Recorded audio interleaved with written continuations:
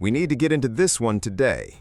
Kawhi Leonard and the Los Angeles Clippers have officially been cleared of any wrongdoing regarding salary cap circumvention tied to his signing. So let's walk back through the entire timeline and break down exactly how we got to this point. Right now, it looks like he's headed back to the Raptors, with Brandon Ingram making his way to the Clippers, and the whole trade appears to be moving forward. Let's rewind to July 2019. Right after winning an NBA Finals championship with the Toronto Raptors, Kawhi signed a 3-year, $103 million deal with the Clippers.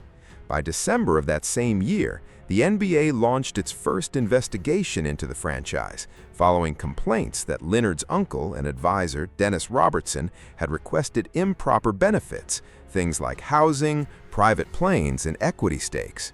The league found no wrongdoing at that time, but issued a clear warning: salary cap circumvention would be treated as a serious offense. Fast forward to August 2021, Leonard turned down his player option and instead signed a below-market 4-year deal worth $176.3 million to remain with the Clippers, a move that raised some eyebrows given he was coming off an ACL tear and seemingly passing up more financial security. Looking back, that's really where the suspicion started building. Then, on September 14, 2021, Steve Ballmer's personal investment firm quietly poured $50 million into a green banking startup called Aspiration.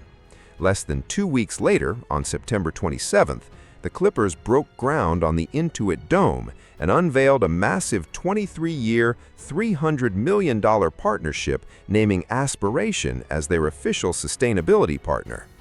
Moving into 2022 and 2023, that's when the paper trail really starts to take shape. On April 4, 2022, shortly after the Clippers made a $35 million carbon credit purchase from Aspiration, Kawhi Leonard quietly signed his own separate $28 million endorsement deal with the company, a deal that was never publicly announced and notably required almost no actual promotional work from him. From July through December of that year, Aspiration issued multiple $1.75 million payments to an LLC connected to Leonard. By spring 2023, a whistleblower complaint surfaced, alleging that Aspiration's payments to Leonard were essentially a disguised bonus meant to help the Clippers skirt the salary cap. And that's when the Department of Justice opened its own federal investigation into the company. Around this same stretch, in 2024 and 2025, Aspiration began hemorrhaging money and would eventually collapse entirely. In January 2024, Leonard signed a new 3-year, $153 million extension with the Clippers, running through 2027. Then in March 2025, Aspiration co-founder Joe Sandberg was arrested by federal prosecutors on charges of defrauding an investment fund, and the company officially filed for Chapter 11 bankruptcy. Everything cracked wide open on September 3, 2025, when journalist Pablo Torre published roughly 3,000 pages of documents laying out the connections between Ballmer's $50 million personal investment, Aspiration's financial trail, and Kawhi Leonard. The very next day, September 4th, NBA Commissioner Adam Silver, recognizing just how serious these allegations were, formally launched an official salary cap circumvention investigation into the Clippers organization, Ballmer, and Leonard himself. Now, heading into 2026, things have gotten even wilder over the past couple of weeks, with a second alleged no-show endorsement deal surfacing, this time connected to Diamond Sports Group, to Dick's affiliated equipment brand East Bay. We'll get into that shortly.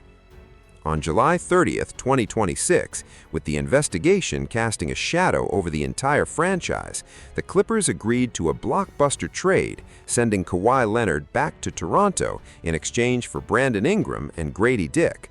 Then on July 9th, 2026, the Raptors reportedly paused and stalled the deal, holding off on finalizing anything until they had clarity on whether the NBA intended to void Kawhi's contract or strip the team of future draft picks. August 7, 2026. The investigation widens even further when new whistleblowers come forward, alleging a second hidden channel, a secret endorsement arrangement with Jumbotron manufacturer Daktronics, which former team officials reportedly admitted was treated as something of an inside joke within the front office, a known workaround for the cap. Then, on August 17, 2026, ESPN confirms that after an intense 11-month-long investigation, the NBA found no concrete proof that Ballmer funneled off-the-books money to Leonard. Now, moving forward from here, with Leonard cleared, the league has officially pivoted away from pursuing the more severe cap circumvention charges that could have altered careers. Instead, the focus has shifted towards smaller procedural issues, like a failure to properly oversee how employees facilitated introductions between Leonard and sponsors.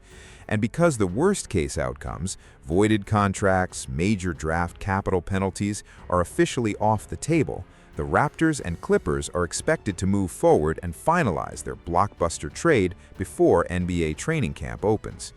So that's essentially where things stand today, and honestly, it's been a wild stretch for the league these past few months. You've got the Ja Morant situation, which is a completely separate matter, plus gambling concerns, and now this cap circumvention saga, all surfacing around the same time. Sitting back and watching all of this unfold, you can't help but think about the potential fallout it could have on the league's reputation. A lot of fans are going to walk away from this feeling like Kawhi Leonard and the Clippers essentially skated through, that Ballmer simply had the resources to make the problem disappear, and that the investigation never really got to the bottom of things. I don't think anyone's going to walk away fully satisfied with this outcome. There's a strong sense that Ballmer benefited from his status and financial standing, that the league settled on a technicality, and that the NBA doesn't want it to look like this happened right under its nose while it was simultaneously dealing with gambling and betting scandals across the league. So I honestly don't know what to make of it all, but if the findings say Kawhi and the Clippers were cleared, that's the ruling we have to go with for now. He's heading back to Toronto, and a lot of people genuinely believe the Clippers were going to hold on to him no matter what. So the fact that a trade was even on the table made people speculate it was a move to distract from the scrutiny. But if anything, it just made the whole situation look even more suspicious at the time. Still, at the end of the day, Kawhi is an incredible basketball player, and it feels like it's time to move forward. If the investigation says there was no wrongdoing found, then there was no wrongdoing found. That's what we go with. But I do want to hear your take on all this. There's also been chatter about other teams facing similar scrutiny. I remember there was talk surrounding Jalen Brunson and the money he left on the table in his deal. Personally, I don't believe there was anything under the table with that situation. Some tried to suggest that the pay cut would somehow be made up through other means, maybe tied to playing in a market like New York, but I don't buy that theory for a second. Let me know what you guys think in the comments.